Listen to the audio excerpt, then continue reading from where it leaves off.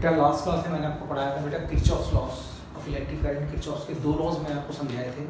First था junction rule और second कौन सा बेटा लूप रूल। जंक्शन रूल था बेटा कि एक जंक्शन पे जो भी करंट आएगा या जो भी करंट जाएगा उसका अलजेब्रिक सम कितना आएगा, जीरो। अगला था लूप रूल। लूप रूल में था बेटा कि एक लूप के अंदर आई एंड आर की मल्टीप्लाई का algebraic sum is equal to the algebraic sum of EMF. आज इसके ऊपर क्वेश्चन कर रहे हैं बेटा। देखो बेटा मेरे को एक क्वेश्चन मेंशन है बेटा और हमसे कहा गया find the current in the each of the resistance. लंबे क्वेश्चन होते हैं, बड़ा पेशेंस से करना होता है। क्वेश्चन है बेटा find the current in the each of the resistance. तो एक बार नाम मेंशन कर दो, that's A, that's a B, that's a C, that's a D, that's a E और दैट्स अ एफ। वही सेम फॉर्मेट है। और इस क्वेश्चन में मुझे साफ दिख रहा है सर करंट का डायरेक्शन कहीं गिवन नहीं है, तो वो काम तो मुझे खुद ही करना पड़ेगा। तो डेट्स अ बैटरी और डेट्स अ पॉजिटिव, तो मैंने माना यहाँ से कितना चला आई ऑफ वन, कितना चला आई ऑफ ए वन, और यहाँ कितना पहुंचा आई वन, और यहाँ भी कितना पहुंचा आई ऑफ ए वन। सेम फॉर्मूले से क्वेश्चन चल रहा है। और इस वाली बैटरी का ये पॉजिटिव और इससे कितना चला आई ऑफ ए टू, तो यहाँ कितना पहुंचा आई ऑफ ए टू, और दोनों मिलकर इसमें आएंगे तो that's I one plus I two, यही बनेगा। अब जब यहाँ पहुंचेगा तो that's I one plus I two, और मैंने आपको लास्ट लेक्चर में क्या बोला था बेटा कि जिस बैटरी से जितना करंट निकलता है उतना करंट उसमें वापस आना चाहिए। तो इससे क्या निकला था I1, तो इसमें से I1 जब यहाँ पहुंचेगा तो I1 इसमें आ जाएगा। इससे क्या निकला I2, तो इसमें I2 वापस आ जाएगा। डेट्स I2 और डेट्स I ऑफ A2 और डेट्स I ऑफ 1। इस पॉज करके दोबारा से एक बार समझ लेना। ये क्वेश्चन है बेटा और इस वाले क्वेश्चन में मुझे दो करंट नजर आ रहे हैं I1 और I2। तो मैंने आपसे कहा था बेटा कि अगर हमें दो करंट फाइंड करने हैं तो दो इक्वेशन तो बनानी ही पड़ेगी, ठीक है। और दो इक्वेशन फॉर्म करनी है तो एक इस वाले लूप से बना लो और एक इस वाले लूप से बना लो, तो इक्वेशन बन जाएंगे। अगर हम ऊपर के लूप को पकड़ते हैं बेटा तो by the loop of A B C D A, loop आपको दिख गया होगा बेटा। तो इस लूप में अगर लूप रूल को अप्लाई करेगा तो सबसे पहले मान के चलो कि इसके नीचे यहाँ पे कुछ भी लगा हुआ नहीं है, तो क्वेश्चन कभी गलत ही नहीं होगा। अब देखो पूरा सिस्टम कैसा चल रहा है, क्लॉकवाइज एंटी क्लॉकवाइज, तो आंसर आएगा सर एंटी क्लॉकवाइज। और लूप रूल क्या था बेटा, यहाँ पे इक्वल टू लगाते हैं और इक्वल टू लगा के इस तरफ आई एंड आर की मल्टीप्लाई का अलजेब्रिक सम मल्टीप्लाई करो, डेट्स ट्वाइस ऑफ I1 और that's twice of I1, twice of I1 और dates 8 of I1 plus I2 और डेट्स थ्राइस ऑफ I1, यही बनेगा। और ये पूरा सिस्टम कैसा चल रहा है बेटा, एंटी क्लॉकवाइज। अगर एंटी क्लॉकवाइज तो I एंड R की मल्टीप्लाई हो गया, अब उसका अलजेब्रिक सम। अलजेब्रिक सम बोले तो क्लॉकवाइज में पॉजिटिव और एंटी क्लॉकवाइज में नेगेटिव। डेट्स एंटी क्लॉकवाइज तो डेट्स माइनस का ट्वाइस ऑफ I1।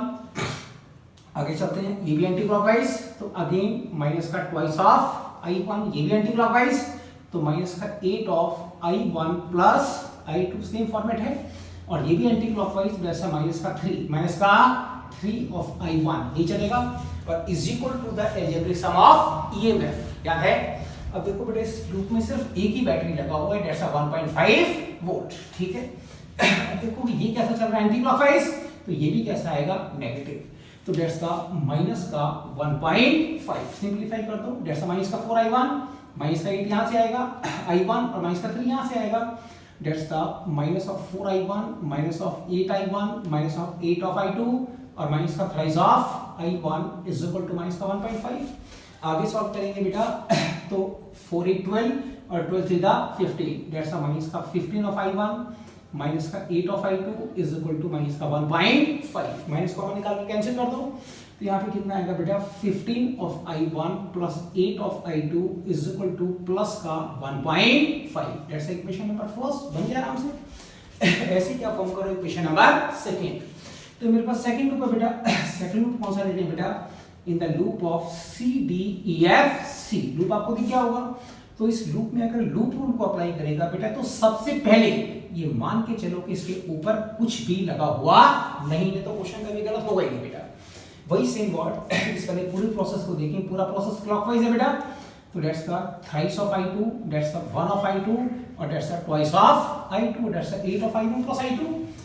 इसको अगर सॉल्व करेंगे यहाँ से चलते हैं बेटा, डेट्स ट्वाइस ऑफ I2 और डेट्स प्लस का 8 ऑफ I1 प्लस I2 और that's plus of 3 of I2, 3 of I2 और नीचे आएंगे बेटा तो डेट्स 1 ऑफ I2, यानी ये प्लस का 1 ऑफ I2। फिर बैटरी को देखो बेटा, बैटरी कैसा है बेटा, ये पॉजिटिव और दैट्स आल्सो क्लॉक वाइज। इसको चेक कर लो, तो क्लॉकवाइज है, यहां से चलेगा जैसा प्लस का 2, क्या बना बेटा प्लस का 2, सिंपलीफाई कर दो मन में, दैट्स 8 ऑफ i1 और कहीं का i1 नहीं है, दैट्स 8 ऑफ i1 और प्लस का ट्वाइस प्लस ये 10 हो गया, 10 प्लस 13 और दैट्स 14, यानी कि बेटा 14 of i2 is equal to 2, that's equation पर सेकंड।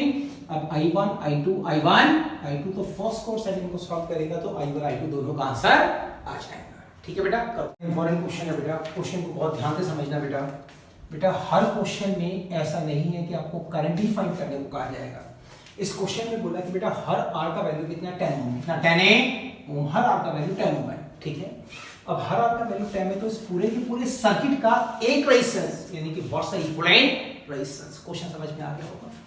इस वाले क्वेश्चन में होगा तो क्वेश्चन किरचॉफ लॉ से, पर इसमें करंट नहीं निकालना है, हमें निकालने के इस पूरे के पूरे सर्किट का एक इक्विवेलेंट, इन सबको मिलाने के बाद क्या रेजिस्टेंस बनेगा। और देखिए बेटा इस क्वेश्चन को अगर हम सॉल्व करें तो मुझे मालूम है कि इस वाले सेल का ईएमएफ ई मेंशन है, कितना मेंशन है बेटा ई, तो अगर हम ई को सॉल्व करें तो E is equal to confirm I of R ही होता है, that's we can say R dash, कितना बोला आर डैश, और यहाँ पे जो आर डैश है क्योंकि ये करंट तो सब में घूम के आएगा तो आर डैश क्या बनेगा टोटल रेजिस्टेंस यानी कि टोटल इक्विवेलेंट रेजिस्टेंस जो कि हमें फाइंड करना है, दैट्स द क्वेश्चन।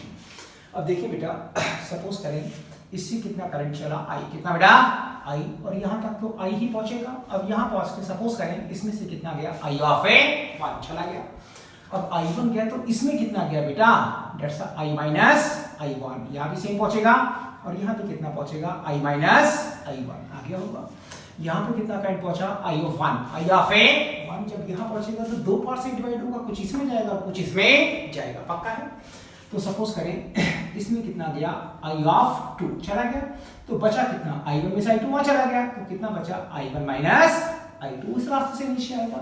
तो अब अपने आप पहचानो, बुद्धि लगाओ, दैट्स i माइनस i1 और that's the i1 minus i2, और ये दोनों यहां मिलेंगे और मिलके फिर इसमें प्रोसीड करेंगे। जब इसमें आएगा बेटा तो i1 माइनस i2 और प्लस का i माइनस i1, तो i1 से i1 कट जाएगा, देखो i1 से i1 कट जाएगा तो कितना बचेगा बोले i यहां पे बचा और i2 यहां पे बचा, तो दैट्स i माइनस i2। अब बताओ यहां कितना बचा, दैट्स i माइनस i2 और ऊपर से घूम के कितना आ रहा है दैट्स i ऑफ a 2 और दैट्स i ऑफ a 2, तो i माइनस i2 यहां से आ रहा है, i2 वहां से आ रहा है, तो दोनों फिर मिलके बाहर आएंगे तो i2 से i2 कट जाएगा और बाहर कितना आएगा i। तो मैंने क्या सिखाया था कि इससे अगर i निकला तो i करंट ही वापस आना चाहिए। तो देखो बेटा i से वापस आकर फिर सॉल्व कर लो, पर इसे बार-बार बनता हुआ देखो, करता हुआ देखो उस टॉपिक को। यहाँ पे i पहुंचा, इसमें कितना गया i1 बचा हुआ, यहाँ से आ गया, यहाँ पे i माइनस i1 तो यहाँ भी कितना i माइनस i1, इसको मिटा दूंगा, आपका कैलकुलेशन देखने में अच्छा लगेगा। i माइनस i1 यहाँ पे i1 पहुंचा, i2 इसमें चला गया तो कितना बचा i1 माइनस i2, वो इधर से आ रहा है, इसको भी आप कर तो अच्छा लगेगा, फिर जगह बन जाएगी, that's i1 minus i2 that's i minus i1, तो i1 से i1 कट जाएगा, कितना बचा i माइनस i2, वो इसमें आ जाएगा और यहाँ से i2 आ रहा है तो i2 से i2 कट जाएगा तो बाहर i ही आएगा। मतलब बेटा हमने जो करा वो बिल्कुल ठीक करा। अब देखो इसमें मुझे 3 करंट दिख रहे हैं बेटा i, i1 और i2, तो मुझे 3 इक्वेशन तो बनानी ही पड़ेगी। तो हम सबसे पहले लूप ले रहे हैं बेटा KLOPL, इस लूप को मैंने ले लिया, दैट्स KLOPL, ठीक है, ये वाला लूप है। अगर KLOPL इसमें अगर लूप को अप्लाई करो बेटा तो ये मान के चलो कि इसके आसपास अगल बगल ऊपर नीचे कुछ भी लगा हुआ नहीं है। तो आपने क्या सीखा था I और R की मल्टीप्लाई, I और R की मल्टीप्लाई का अलजेब्रिक सम, यही तो सिखाता आ रहा हूं बेटा। इसका मल्टीप्लाई हो गया, इसका अलजेब्रिक सम करोगे तो क्लॉकवाइज पॉजिटिव और एंटी क्लॉकवाइज नेगेटिव। तो पहचानो दैट्स क्लॉकवाइज, इसके अगल बगल में कुछ भी लगा हुआ नहीं, ऐसे समझो दैट्स क्लॉकवाइज और these two are anti clockwise. तो देखिए बेटा इसको सॉल्व करेगा तो that's the I1R that's clockwise, तो दैट्स प्लस में I1 माइनस I2 और दैट्स द R, यही बनेगा, और these two are anti clockwise, तो माइनस का R of I minus I1 ये वाला हो गया और दैट्स द माइनस का R और again that's the I minus I1 is equal to 0, क्योंकि इस लूप में कोई बैटरी लगी हुई नहीं है। एक बार और सॉल्व कर देते हैं। That's the I1R, that's the I1 minus I2 of R बेटा, और that's the twice, that's the twice of R, और that's the I minus I1 is equal to 0। अब देखो R का वैल्यू कितने हो, 10 हो, कितना बेटा, तो यहाँ पुट कर दो सॉल्व करके, that's the 10 of I1, 10 of A, ये भी 10 आएगा, तो डेट्स द प्लस का 10 ऑफ I1 माइनस का 10 of A, I2 that's the 10 यानी कि 20, कितना हो गया बेटा, minus of 20i, minus of 20i और प्लस का 20 of I1 is equal to 0। Multiply कर लो, that's 10 of I1 minus 10 of I2 minus का 20 ऑफ I, और बेटा minus minus plus 20 of I1 solve कर लो, डेट्स द 20 ऑफ I1, क्या बना बोले, डेट्स द 20 ऑफ I1, और डेट्स का कितना बेटा 20 ऑफ I1 मतलब 40 ऑफ I1 आ गया। तो आपने कहा sir that's the 40 of I1 minus 10 of I2 और माइनस का 20 of I is equal to 0। इसमें से 10 कॉमन निकाल दो, dates the 4 of I1 minus I2 और माइनस का twice of I is equal to 0। That's the equation number first. गलती नहीं कर बैठना क्वेश्चन में, आराम से करो, पूरा क्लास उठा पर ढंग से करो। ये लूप सॉल्व हो गया। मैं इसका अगला लूप पकड़ रहा हूँ बेटा, डेट्स द लूप। एक लाइन में क्वेश्चन मानेंगे, पहले एक बार करना सीख लो क्वेश्चन को। अगला लूप पकड़ रहे हैं बेटा LMN लूप आपको दिख गया, किसका डेट्स द लूप। और जब इस लूप को सॉल्व करोगे तो मान के चलो कि इसके बराबर में कुछ और लगा हुआ नहीं है, तो क्वेश्चन गलत ही नहीं होगा। इसको देखिए बेटा, ये दो कैसा बेटा क्लॉकवाइज, और ये दो कैसा बेटा एंटी क्लॉकवाइज, यानी कि ये वाला भी क्लॉकवाइज और ये वाला भी क्लॉकवाइज। सॉल्व कर दो फटाफट। Dates the I2 of R, थोड़ा जल्दी में मारेंगे, I2 of R, that's the I2 of R। चलो जल्दी नहीं करो, आराम से करो। That's the I2 of R और again that's the I2 of R, ये भी सॉल्व हो गया। अब ये दोनों कैसे बेटा एंटी क्लॉकवाइज, तो माइनस का R I1 माइनस I2 और माइनस का R I minus I2 because this two are anti clockwise. तो डेट्स बेटा माइनस का R of I1 minus I2 और माइनस का R of I minus I2 is equal to 0, क्योंकि इस loop में भी कोई बैटरी लगी हुई नहीं। सॉल्व करो। डेट्स 10, R का वैल्यू 10 में क्वेश्चन में मेंशन करा गया है। डेट्स 10 ऑफ I2 प्लस का 10 ऑफ I2 माइनस का 10 ऑफ I1 माइनस I2, इसको मल्टीप्लाई कर दो, अच्छा रहेगा एक बारी में। डेट्स माइनस का 10 ऑफ I1 और प्लस का 10 ऑफ I2 माइनस का 10 ऑफ I और प्लस का 10 of I2 is equal to 0। देख लो एक बारी, 10 ऑफ I2 प्लस का 10 ऑफ I2 और डेट्स 10 ऑफ I1 और डेट्स प्लस का 10 ऑफ I2 माइनस का 10 I और प्लस का 10 ऑफ I2 पकड़ लो, फिर I1 पकड़ लो, डेट्स 10 ऑफ I1 और कोई नहीं है, डेट्स माइनस का 10 ऑफ I1। I2 देखो, I2 और dates I2 10 I2 plus 10 I2 plus 10 I2 plus 10 I2 यानी कि डेट्स 10 और 10 20 और 30 और डेट्स 40 यानी कि dates 40 of I2, 40 of I2 और माइनस का 10 of I is equal to 0। Solve हो गया। अब इसमें से 10 अगर कॉमन निकालेंगे तो माइनस का I1 प्लस का 4 ऑफ I2 माइनस का I is equal to 0। That's the equation number second। एक मैंने यहाँ से बनाया, एक मैंने यहाँ से बनाया, तो मैं एक इक्वेशन और फॉर्म कर लेता हूँ बेटा। इसमें बहुत सारे लूप अभी पेंडिंग है, एक लूप पूरा का पूरा पेंडिंग है, पर बेटा हम कुछ ऐसा सोचेंगे कि आसान सा बन जाए कि एक लूप ये भी है, ऐसे मेरी फिंगर को देखें, ये बाहर वाला ये भी एक लूप है, इसको भी ले सकते हैं, और एक लूप ये भी है अंदर वाला, ये भी तो एक लूप मेंशन है बेटा। तो हम अंदर वाले लूप को पकड़ रहे हैं, थोड़ी जगह का मतलब इसका पहले बनाऊंगा इसको बेटा। मैंने लूप लिया बेटा ए के, कौन सा बेटा ए के पी, कौन सा बेटा ए के पी ओ एन बी, ऐसे घूम गया बेटा। और डेट्स ए मतलब लूप कौन सा मान रहे हैं अंदर वाला, कौन सा बेटा ऐसे डेट्स लूप अंदर वाले लूप को बेटा हम लोगों ने माना अंदर वाला लूप एक लूप है बेटा। अब इस लूप के अंदर आई एंड आर की मल्टीप्लाई का algebraic sum is equal to the algebraic sum of EMF. हम वही करते हैं, इसको देखिएगा डेट्स क्लॉकवाइज पूरा सिस्टम मेरा क्लॉकवाइज है। तो that's R of I minus I1 plus that's R of I minus I1 और डेट्स प्लस का R of I minus I2 is equal to algebraic sum of EMF यानी कि E that's equation number third. Dates 10 और that's 10 बेटा same ही तो है, that's twice of R और that's I minus I1 plus का आर और that's I minus I1 is equal to E यानी कि डेट्स 20, डेट्स आर 20 मेंशन है, 10 मेंशन है, that's 20 of I that's 20 of A I, solve कर देते हैं, डेट्स 20 ऑफ आई, या फिर इसको ऐसे छोड़ सकते हैं बेटा, that's 20 of I minus I one plus का 10 of I minus I one is equal to E. ये बने तीन इक्वेशन, कितनी बनी बेटा? तीन। अब क्वेश्चन है sir what's the value of the total resistance, what's the value of the total resistance. तो हम एक काम करते हैं बेटा, इसको अगर हम ध्यान से देखें बेटा तो इसमें यहाँ पे E मेंशन है और जो E है that's E is equal to I of R dash, I of A R dash, यानी मेरे पास तीन इक्वेशन आ गई और मुझे R डैश का वैल्यू फाइंड करना है कि what's the total resistance. E की जगह ये value that's I into R dash, total current और टोटल रेजिस्टेंस। तो देखिए बेटा मेरे I चाहिए, I1 चाहिए, I चाहिए और I1 चाहिए, तो R डैश का वैल्यू अपने आप आ जाएगा। तो इन तीनों इक्वेशन को बेटा मैं एक बार फिर से मार्क कर रहे हैं, इनको सॉल्व करेंगे। मेरा इक्वेशन क्या क्या बन गया? मेरा फर्स्ट इक्वेशन बना बेटा 4 of I1 that's I2 that's twice of I is equal to 0, that's equation number first. और that's the minus of I1 plus का 4 ऑफ I2 माइनस का I is equal to 0, that's equation number second. और जो मेरा third जो मैंने form करा बेटा वहां से that's 20 of I minus I1 और प्लस का 10 of I minus I1 is equal to I into में R डैश, I इंटू में R डैश। मेरी ख्याल से आपको यहां तक आ गया होगा। अब देखो बेटा, अब हम यहां से काम करते हैं, I1 का वैल्यू फाइंड कर लेते हैं। किसका वैल्यू बेटा? I1 का वैल्यू। किसका वैल्यू? I1 का वैल्यू I2 के टर्म में। फिर से बोल देता हूं, यहाँ पे I1 का वैल्यू पुट कर दो, यहाँ I1 का वैल्यू पुट करो तो पूरा I की टर्म में आ जाएगा। किसमें आ जाएगा? I की टर्म में, और उस I से ये I कट जाएगा। तो बहुत लंबी कैलकुलेशन तो बेटा मत जाओ।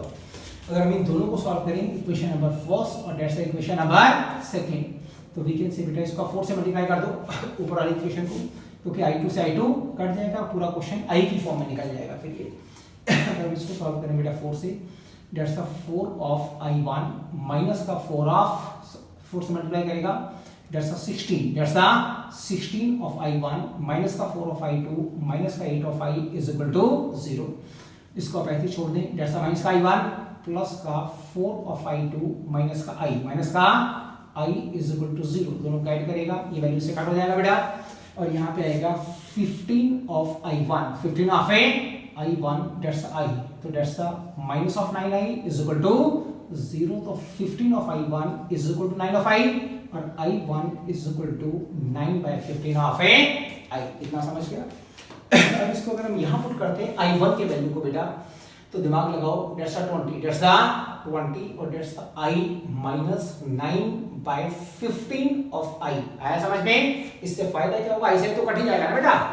आगे सॉल्व करेगा, दैट्स 10 और that's I minus 9/15 of I is equal to I into में R डैश। फर्दर सॉल्व करते हैं, दैट्स 20 और दैट्स बेटा 15 माइनस 9 यानी कि 6/15 ऑफ I ही बचेगा, प्लस करेगा दैट्स 10 और 15 माइनस 9, 15 माइनस 9 फिर से करेगा दैट्स 6, कितना बेटा?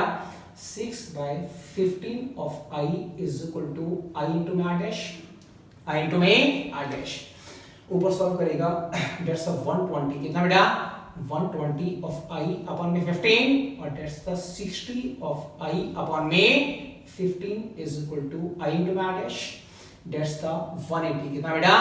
180/15 of I is equal to I into में R डैश। तो ऐसे ही कट जाएगा बेटा। तो we can say R dash मतलब total resistance is the 180/15 ohm. That's the most important question of the Kirchhoff's law. क्योंकि होता क्या है बेटा, बच्चा सोचता है कि किरचॉफ लॉ के क्वेश्चन में हमें खाली करंट ही फाइंड करना है, और टीचर ने क्वेश्चन घुमा दिया, उसमें बोला कि what's the total resistance of the circuit. तो बोलेंगे सर पूरे सर्किट का जो रेजिस्टेंस है दैट्स 180/15। तो क्वेश्चन में थोड़ी सी बेटा गलती हो गई बेटा, ध्यान देना क्वेश्चन करते हुए।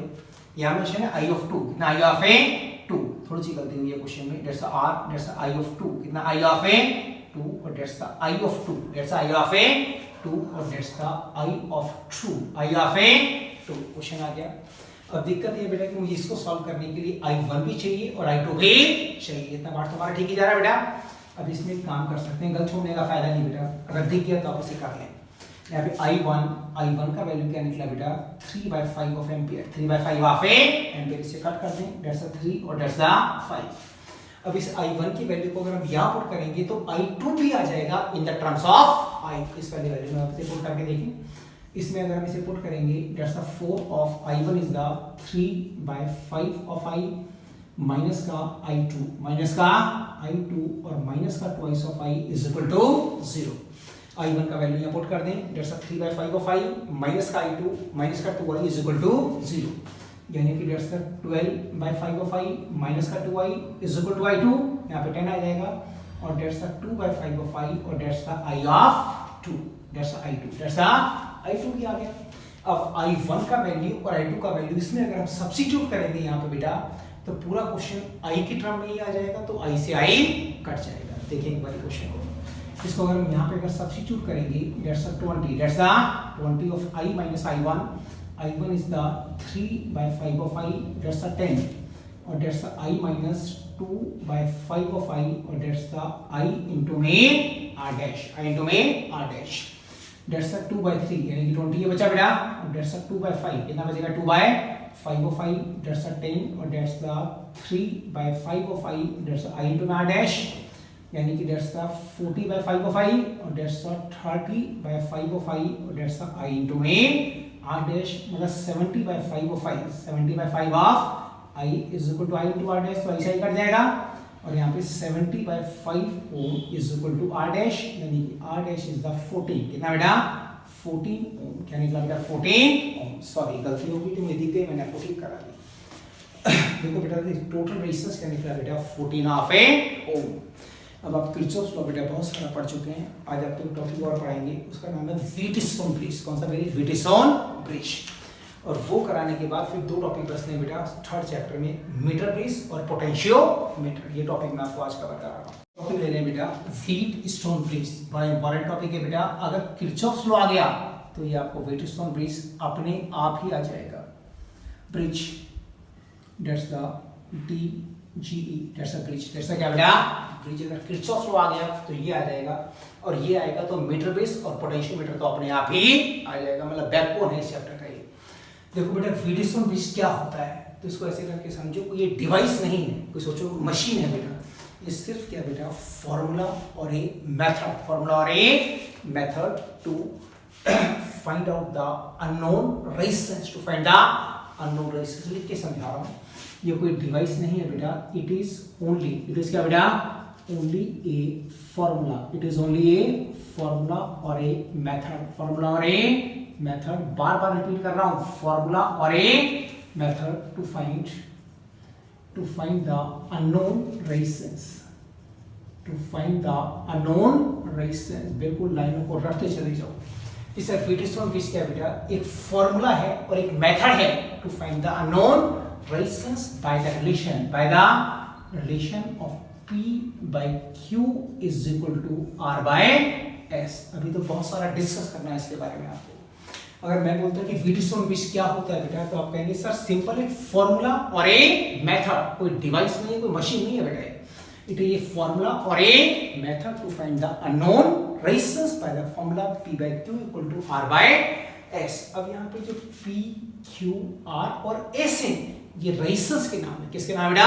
रेजिस्टेंस के। अभी चार में से अगर मुझे ये मालूम और ये मालूम, तो क्रॉस मल्टीप्लाई करने के बाद एक तो निकल ही जाएगा। अब देखो बेटा इसका कंस्ट्रक्शन कैसा होता है, बड़ा वास्ट समझना, बस मेरा बेटा इसको रटने की कोशिश नहीं करना कहीं भी। ऐसा होता है that's the P, that's the resistance P है, दैट्स द Q है, दैट्स द R और दैट्स द S। ये स्टैंडर्डाइज है, मतलब इसका नाम हमेशा P ही आएगा, इसका नाम हमेशा Q ही आएगा, इसका नाम हमेशा R ही आएगा और इसका नाम हमेशा S ही आएगा। और बीच में बेटा यहाँ पे एक डिवाइस लगाते हैं, उसे बोलते हैं गैल्वेनोमीटर। मैं आपको नेक्स्ट क्लास में इसको दिखा दूंगा ये कैसा होता है, क्योंकि जो इससे अगला टॉपिक चलेगा वो पूरा दिखाने के बाद विजुअली फिर आपको पढ़ाऊंगा। इसमें बेटा P, Q, R, S चारों रेजिस्टेंस के नाम है। किसके नाम बेटा? रेजिस्टेंस के नाम है। फिर समझो बार को पूछे कि व्हीटस्टोन ब्रिज क्या होता है, तो आप कहेंगे सर एक डिवाइस और एक फॉर्मूला, डिवाइस नहीं बोलना, इट्स ए फॉर्मूला और a method to find the unknown resistance by the relation P by Q equals to R by S। और P, Q, R, S क्या है बेटा? रेजिस्टेंस के नाम है सिंपली। यहाँ पे बेटा हम लोगों ने बैटरी लगा दी और सर्किट का नाम होता है बेटा स्टैंडर्डाइज सर्किट। और स्टैंडर्डाइज सर्किट का मतलब होता है बेटा कि इसके अंदर ये P ही रहेगा, ये Q रहेगा, ये R रहेगा और ये F रहेगा, इसकी वैल्यूज चेंज नहीं हो सकती। अब एक काम करते हैं, सपोज करें इससे कितना करंट चला I, तो इसमें कितना पहुंचा I पहुंचा तो लड्डू जैसा लगेगा, इसमें कितना गया I1 और दैट्स द I ऑफ 2, ऐसे मान लो, यानी कि I1 plus I2 is equal to I या फिर I माइनस I1, कुछ भी ले सकते हैं, ऐसे अच्छा रहेगा। That's the I of 2, I1 यहाँ पहुंचा, फिर से 2% डिवाइड हो गया, दैट्स द IG मतलब करंट फ्रॉम द गैल्वेनोमीटर और दैट्स द I ऑफ 2 और दैट्स द I1। तो यहाँ पे क्या बोलेगा कि sir I1 is equal to IG plus I2, यही रहेगा, और यहाँ से I2 आ रहा है और यहाँ से IG आ रहा है, दोनों मिलकर इसमें आ गए और दैट्स द I ऑफ 4 और I4 is equal to IG plus I2। फिर समझ लो गलती क्यों करें बेटा बार बार। I यहाँ से पहुंचा, दैट्स I1 दैट्स I2, तो 9th क्लास का बच्चा भी बोल देगा sir I1 plus I2 is equal to I, इसको दिख रहा है। यहाँ पे I1 पहुंचा और फिर से 2 पार्ट से डिवाइड हो गया IG और I2, तो IG plus I2 is equal to I1, यही बोलेगा कि sir IG plus I2 is equal to I of 1, यही कहेगा। यहाँ से I2 आ रहा है, यहाँ से IG आ रहा है, दोनों मिलकर इसमें चले गए, यहाँ क्या बोलेगा IG, कौन सा बेटा IG, इसको चेंज कर दो बेटा, दैट्स I1 दैट्स I2, इसको चेंज कर देते हैं, दैट्स I3, कौन सा I3, बेटर हो जाएगा, मतलब I1 is equal to IG plus I3, I1 equals to IG plus I3 और यहाँ से I2 आ रहा है और यहाँ से IG आ रहा है, तो IG plus I2 is equal to I of 4, कोई डाउट नहीं होना चाहिए। I1 is equal to I3 plus IG और I4 is equal to IG plus I2। अब इसको नाम मेंशन कर दें, that's A that's B that's C और that's D। Apply the Kirchhoff law in the ABCA group आपको दिख गया। इसमें अगर हम क्या अप्लाई करें किरचॉफ लॉ, यहाँ पे जो G है, G क्या है, गैल्वेनोमीटर का रेजिस्टेंस, गैल्वेनोमीटर का रेजिस्टेंस। इसमें अगर हम किरचॉफ लॉ अप्लाई करें तो हम बहुत सारा किरचॉफ लॉ बेटा पढ़ चुके हैं, अब हमें आता होगा। जब इसमें अप्लाई करेगा तो मान के रखना कि इसके बराबर में कुछ भी लगा हुआ नहीं है, तो I और R मतलब I1 करंट और P रेजिस्टेंस का नाम, I2 करंट, R रेजिस्टेंस का नाम और यहाँ पे IG करंट और G रेजिस्टेंस का नाम पहचानो अपने आप। That's clockwise, that's clockwise, that's anti clockwise, तो क्या बना बोले, दैट्स I1P, क्या बना I1P plus IG plus IG into G, current और resistance, G is the resistance of galvanometer और दैट्स एंटी क्लॉकवाइज, तो माइनस का I2 of R is equal to 0, यही बनेगा। That's the equation number first. Equation number first को मैंने यहां से बना लिया। एक इक्वेशन हम लोग यहां से बना लेते हैं बेटा, लूप का नाम है BCDB, लूप का नाम फिर से बोल रहा हूं BCDB। अगर हम इसमें क्या अप्लाई करते हैं लूप रूल, तो पहले मान के चलो कि इसके बराबर में कुछ भी लगा हुआ नहीं, तो क्वेश्चन गलत हो ही नहीं सकता।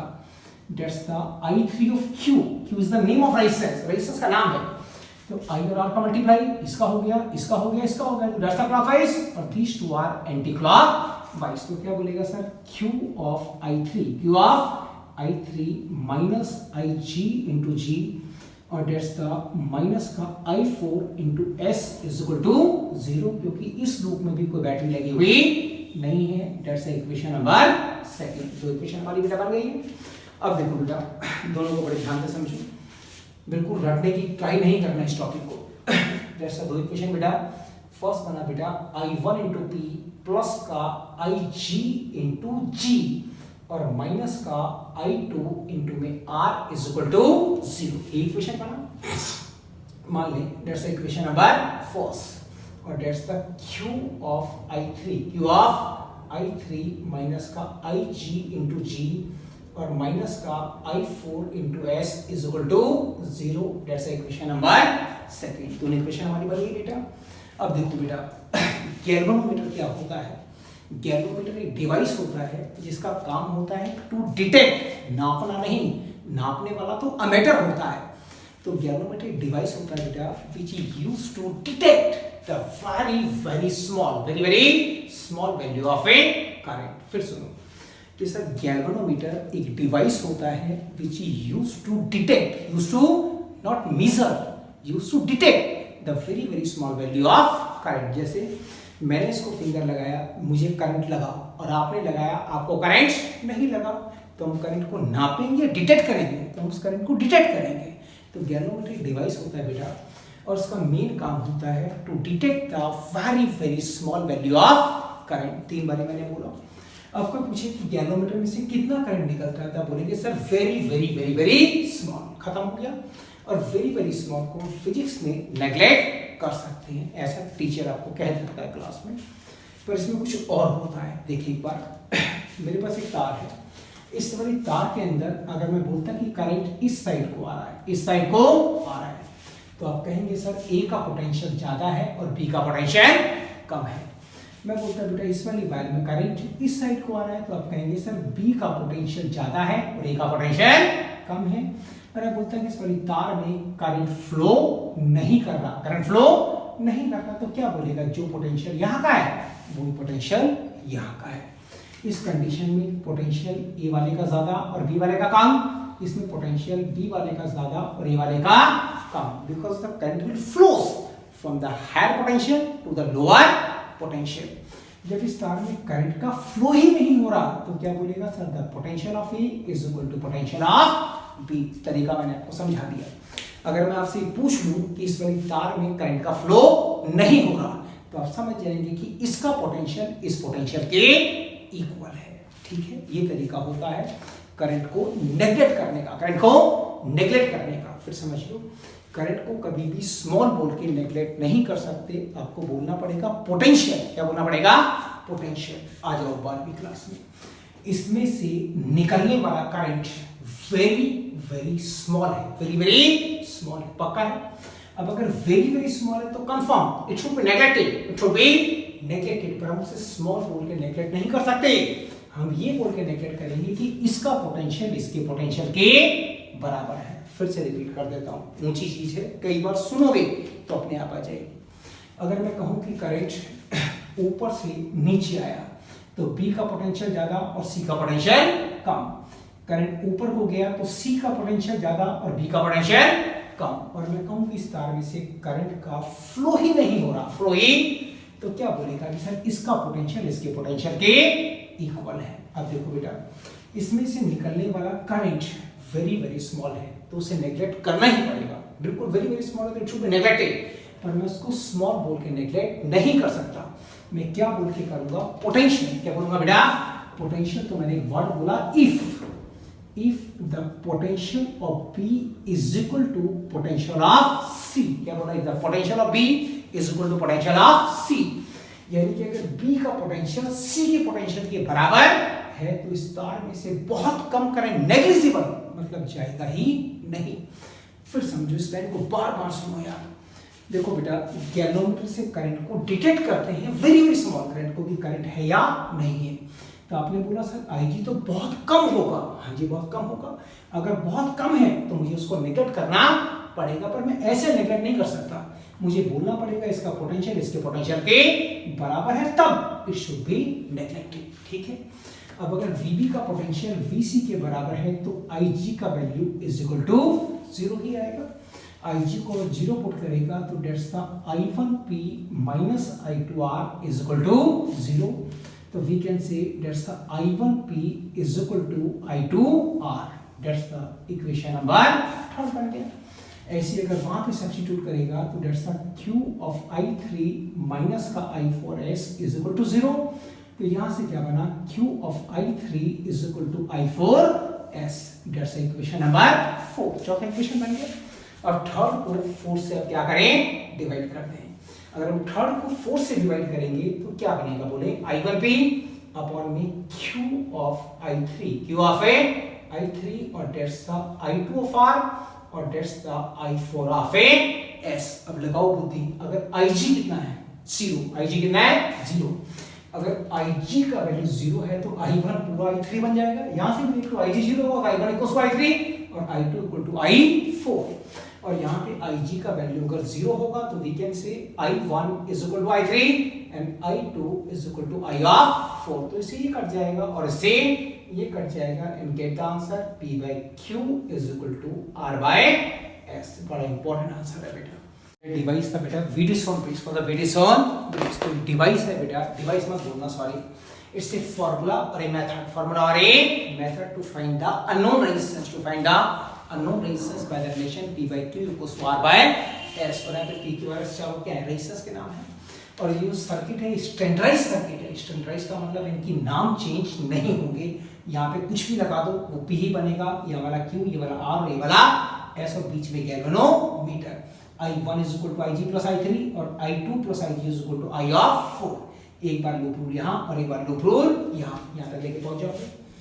अब देखो बेटा जो गैल्वेनोमीटर होता है उससे प्रेजेंस ऑफ करंट को डिटेक्ट करते हैं कि सर है या नहीं है, तो कंफर्म गैल्वेनोमीटर में से जो भी करंट फ्लो करेगा उसका वैल्यू वेरी वेरी स्मॉल होगा, वेरी वेरी स्मॉल होगा, और वेरी वेरी स्मॉल करंट को मुझे नेग्लेक्ट ही करना पड़ेगा, पर मैं उसको स्मॉल बोल के नेग्लेक्ट ही कर पाऊंगा, ये नहीं कहूंगा कि बहुत स्मॉल आप इसको काट दो, उसको नेग्लेक्ट कर दो, ऐसे नहीं कर सकते। अगर करंट को नेग्लेक्ट करना है तो हमें पोटेंशियल वर्ड यूज करना पड़ेगा, मतलब इसमें से निकलने वाला करंट बहुत कम है, बहुत कम है, इट शुड बी नेग्लेक्टेड, पर क्या बोल के करेगा, potential of B is equal to potential of C, तो दो इक्वेशन ये बन जाएगा, डिवाइड करेगा तो आंसर आ जाएगा, यानी कि P by Q is equal to R by S। अब देखो बेटा इसमें 10-12 क्वेश्चन है, 10-12 क्वेश्चन का मतलब 4-5 क्वेश्चन तो ठीक ठाक है आपको करने हैं, पर वो क्वेश्चन आएंगे तो आपको मीटर बेस किरचॉफ लॉ आया तो आपको ये आ गया, और ये आएगा तो मीटर बेस अपने आप आ जाएगा। मीटर बेस के अंदर आपको 3 डिवाइस पहले दिखाई जाएंगे, देखो एक होता है बेटा जॉकी, एक होता है गैल्वेनोमीटर, एक मीटर ब्रिज और एक रेजिस्टेंस बॉक्स, ये चारों मैं आपको वीडियो में दिखाऊंगा पहले, फिर मीटर ब्रिज को पढ़ाऊंगा। अब देखो बेटा इसमें क्वेश्चन क्या क्या बन सकते हैं, मैं आपको बोलूंगा कि वीडिसोन ब्रिज बैलेंस है, क्या बोलूंगा, वीडिसोन ब्रिज बैलेंस है, इसको लिख लेना अपनी कॉपीज पे। अगर मैं कहूं कि वीडिसोन ब्रिज बैलेंस है, क्या बेटा बैलेंस है, तो आप समझ जाए P by Q is equal to R by S की है। फिर समझो मैंने कहा कि मीटर बेस बैलेंस है, तो समझ जाओ P by Q को R by S के है, और ये तब आएगा when the IG is 0, और IG 0 मतलब galvanometer will shows the null deflection, shows the null deflection, और उसमें कोई डिफ्लेक्शन नहीं आ रहा, बड़े काम की लाइन है। टीचर आपसे पूछेगा कि वीडिसोन ब्रिज बैलेंस है, व्हाट इट मींस, तो आप कहेंगे सर अगर ये बैलेंस है तो P by Q is equal to R by S के होगा, और ऐसा तभी होगा when the galvanometer will show the null deflection, या फिर आपसे ये पूछ ले कि गैल्वेनोमीटर में कोई डिफ्लेक्शन नहीं आ रहा, क्या मतलब है इसका, तो बोलना सर कोई डिफ्लेक्शन नहीं आ रहा, मतलब दैट्स द बैलेंस वीडिसोन ब्रिज, मतलब P by Q is equal to R by S के होगा। अब इसका नेक्स्ट टॉपिक ले लें बेटा, उसका नाम है मीटर ब्रिज, कौन सा मीटर ब्रिज, वो आपको नेक्स्ट वीडियो में कराऊंगा डिवाइस दिखाने के बाद।